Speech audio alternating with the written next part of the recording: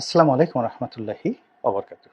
সম্মানিত দর্শক, সারা বাংলাদেশে আইন শৃঙ্খলার অবস্থা যে কতটা করুণ এবং আমরা যে কত নির্মম এবং নিষ্ঠুর সময় অতিক্রান্ত করছি, তা সাম্প্রতিক সময়ে যে ঘটনাগুলো ঘটেছে সেগুলোর কয়েকটি নমুনা পেশ করলে বুঝতে পারবেন। চলন্ত বাসে ডাকাতি এবং ধর্ষণ, এটি পুরনো ঘটনা। যে ঘটনা আতঙ্ক তৈরি করে সেটি হলো সিলেটের একটি সড়ক, চা বাগানের মধ্য দিয়ে। এই সড়কটিকে আইন শৃঙ্খলা রক্ষাকারী বাহিনী নিরাপত্তা দিতে পারছে না। তারা রাতে 10টার পর ওই সড়কে চলাচল না করার জন্য সবাইকে নোটিশ দিয়ে দিয়েছে। এরকম অবস্থা যখন যুদ্ধ চলে, যুদ্ধের সময়ও 1971 সনে এরকম ঘটনা হয়নি। মুক্তিযুদ্ধের স্মৃতি যতটুকু মনে আছে এবং যতটুকু শুনেছি, সেখানে মুক্তিবাহিনী বলুন কিংবা রাজাকার বলুন কিংবা সেনাবাহিনী বলুন, পুলিশ বাহিনী বলুন, কোনো একটি অঞ্চলকে জনগণের জন্য অনিরাপদ এবং নিষিদ্ধ বলে ঘোষণা করা হয়নি। সেই ঘটনা এখন ঘটছে। আমাদের পর্যটন কেন্দ্র, দুটো পর্যটন কেন্দ্র, ইকোনমির জন্য, অর্থনীতির জন্য এবং মানুষের যাকে বলা হয় বিনোদনের জন্য, এটিকে প্রাণ বলা হয়, একটি কক্সবাজার। সেখানে একের পর এক ঘটনা ঘটে যাচ্ছে এবং সর্বশেষ আজকে যে ঘটনাটি ঘটল সেটি হলো সেখানে স্থানীয় জনগণের সঙ্গে বিমান বাহিনীর সদস্যদের মারামারি এবং গোলাগুলি হয়েছে এবং নজিরবিহীনভাবে বিমানের যে ঘাঁটি, সেই ঘাঁটিতে জনগণ সেই দেশীয় অস্ত্রশস্ত্র নিয়ে আক্রমণ করেছে। এটি আপনি যে ঘটনা বিমান বাহিনীর সঙ্গে ঘটল, এটি দ্বিতীয় মহড়া। প্রথম মহড়াটা শুরু হয়েছিল চট্টগ্রামের নৌবাহিনীর যে সদর দপ্তর, সেখানের একটা বিয়ে বাড়িতে উচ্ছৃঙ্খল জনতা ঢুকে গিয়ে নৌবাহিনীর সদস্যদেরকে বেদম প্রহার করেছিল এবং সেই ঘটনায় কাউকে গ্রেপ্তার করা হয়নি, কারো বিরুদ্ধে ব্যবস্থা নেওয়া যায়নি। তার প্রেক্ষিতে এখন বিমান বাহিনীর এই যে ঘাঁটি, সেখানে আক্রমণ হলো। কালকে যদি পুলিশের কোনো যাকে বলা হয় ব্যারাক, আপনারা জানেন যে প্রত্যেকটা জেলাতে একটা করে আর্ম পুলিশের ব্যারাক রয়েছে এবং সেখানে অস্ত্র থাকে একটা নির্দিষ্ট জায়গাতে এবং পুলিশরা সাধারণত সেখানে নিরস্ত্র অবস্থায় থাকে। তো সেখানে যদি কেউ আক্রমণ করে, এমনকি ছোট ছোট সেনা ঘাঁটি রয়েছে বাংলাদেশের অনেক জায়গাতে, ক্যান্টনমেন্টের কথা বাদ দেন, বিশেষ করে পার্বত্য অঞ্চলে অনেক সেনা ঘাঁটি রয়েছে এবং অনেকগুলো বর্ডার যে সিকিউরিটি, আমাদের যে বিএসএফ মানে বিজিবি রয়েছে, তো বর্ডার গার্ড অফ বাংলাদেশ, তো তাদেরও অনেকগুলো ঘাঁটি রয়েছে বিভিন্ন সীমান্ত এলাকাতে এবং ওই সকল এলাকাতে এখন চোরাচালানির যে দৌরাত্ম্য, যেভাবে নির্বিবাদে চোরাচালানি হচ্ছে, এটি গত 2-4-20 বছরে কখনো এইভাবে হয়নি। ফেন্সিডিল বলেন, গরু বলেন, অন্য যে সকল ইয়াবা বলেন, মানে গণহারে কোনো আইন কানুন থেকে কোনো কিছু মানছে না চোরা কারবারিরা।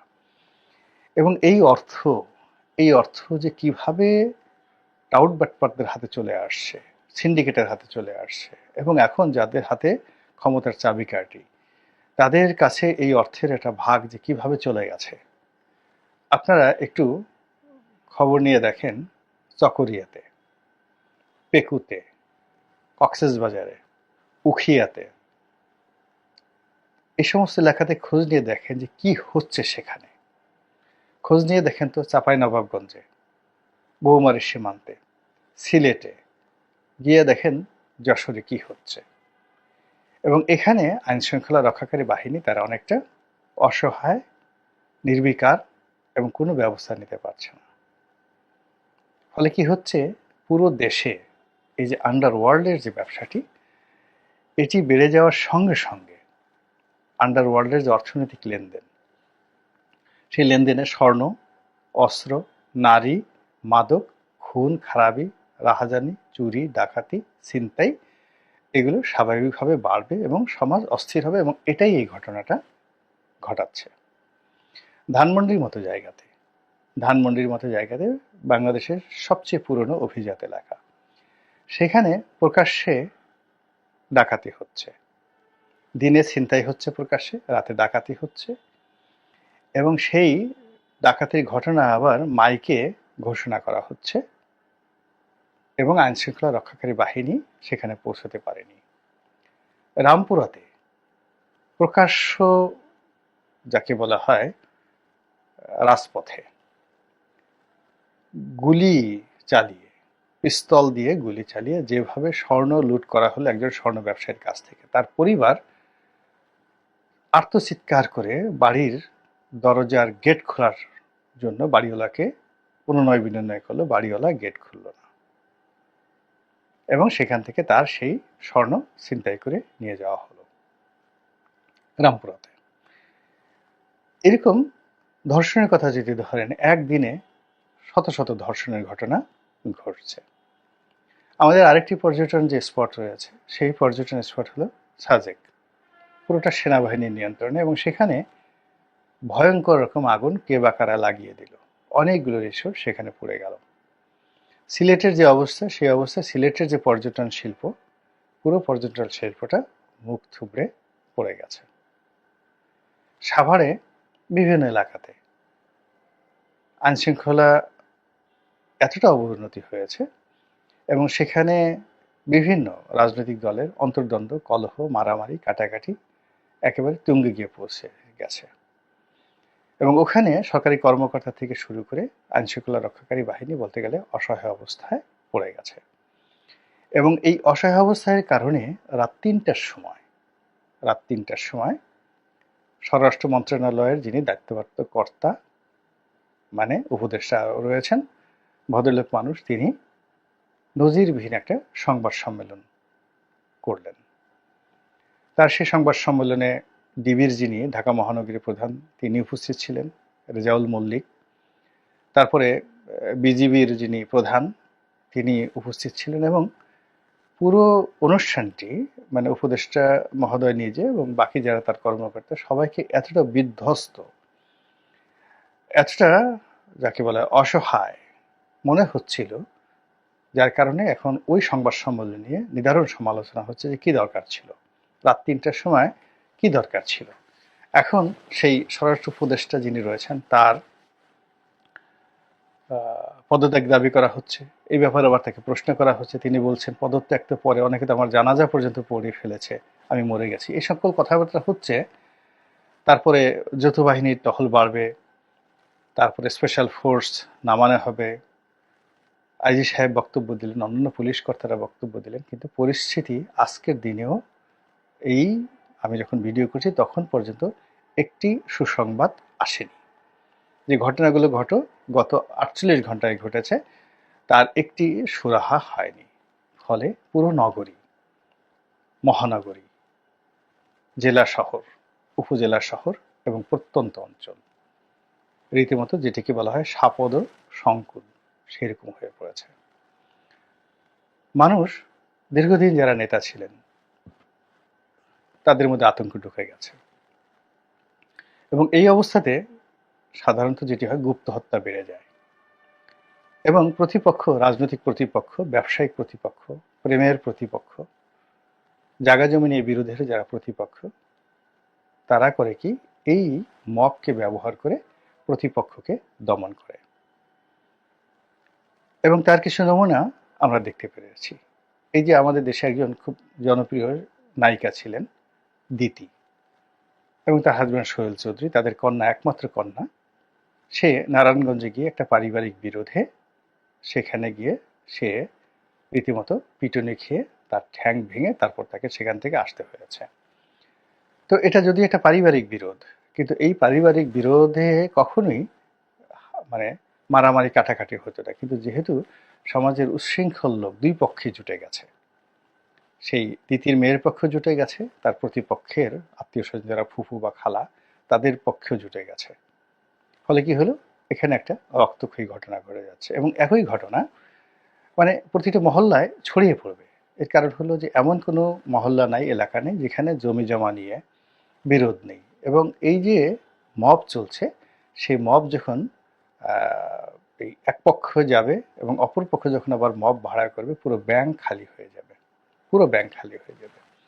ফলে কি হচ্ছে, আমাদের এই সমাজের আমাদের যে স্বাভাবিক চিন্তা, স্বাভাবিক চালচলন, খাওয়া দাওয়া, ঘুম, সব কিছু এলোমেলো হয়ে যাচ্ছে। এবং মানুষের যে কর্মশক্তি, মানুষের যে ধৈর্য শক্তি, এগুলো বিনাশ হয়ে যাচ্ছে। এবং পুরো দেশটি দিনের আলোতে অন্ধকারের মতো ভয়ঙ্কর হয়ে পড়েছে। আর অন্ধকার মানে রাত্রিগুলো সমুদ্রের তলদেশে যে ত্রিমাত্রিক অমাবস্যা রাতে যে অন্ধকার থাকে, হজরত ইউনূস আলাইহিস সালামকে যে মাছ গিলে ফেলেছিল, তো ওই ঘটনাকে ত্রিমাত্রিক অন্ধকার বলা হয়। অর্থাৎ সেটি ছিল গভীর রজনী, অমাবস্যা রজনী, রাতের অন্ধকার। দ্বিতীয় অন্ধকার ছিল এটা সমুদ্রের তলদেশের দ্বিতীয় অন্ধকার।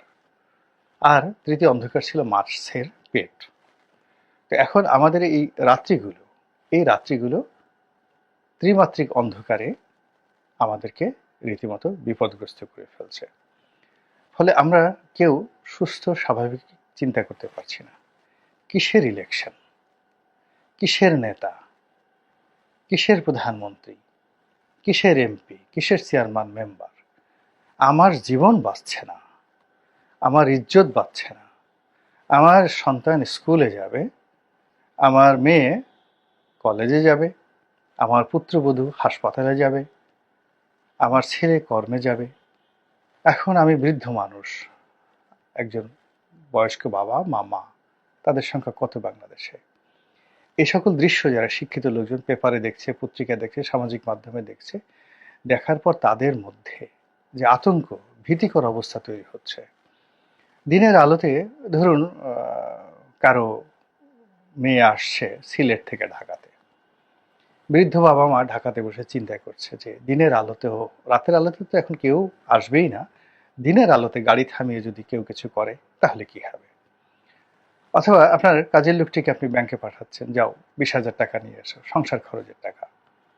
পথে কোনো ছিনতাইকারী টাকাটা নিয়ে যাবে। এই যে আতঙ্ক, টাকাটা হাতে না পাওয়া পর্যন্ত আপনি সুস্থ হচ্ছেন না। এরপরে আমাদের সামাজিক মাধ্যমে যে সকল ভীতিকর অবস্থা তৈরি হচ্ছে, কিভাবে এই সময়টাতে বাঁচতে হবে, মোবাইল নেওয়া যাবে না, ঘড়ি নেওয়া যাবে না, দিনের আলোতে বের হতে হবে, রাতে যাওয়া যাবে না, এই জিনিসগুলো কিন্তু আমাদের জীবনকে অস্থির করে তুলছে। এখন এই সকল ঘটনার জন্য আমরা কাকে দায়ী করব? শেখ হাসিনাকে, আওয়ামী লীগকে, অথবা বর্তমান যারা দেশ চালাচ্ছে তাদেরকে, নাকি আগামীতে যারা দেশ চালাবেন তাদেরকে? এই বিষয়গুলো চিন্তা করার মতো অবস্থা আমাদের নেই। আমাদের এখন যে অসহায় অবস্থা হয়ে গেছে, এর ফলে দেখুন এই কয়দিন আগে এই সরকারকে স্বাগত জানিয়ে যে সকল ছাত্ররা ঢাকা বিশ্ববিদ্যালয় ক্যাম্পাসে মিছিল করেছেন, যে সকল মেয়েরা তাদের পক্ষে নেমেছেন, এখন তারা এই ধর্ষণমুক্ত বাংলাদেশের জন্য সচিবালয়ের সামনে চলে আসছেন। তারা স্বরাষ্ট্রমন্ত্রীর পদত্যাগ দাবি করে ঢাকা বিশ্ববিদ্যালয়ে গভীর রাতে তারা আন্দোলন করছেন। তো এই যে প্রায় প্রতিদিনই অস্থিরতাজনিত কারণে একটার পর একটা ঘটনা ঘটেছে এবং আমাদের জীবনকে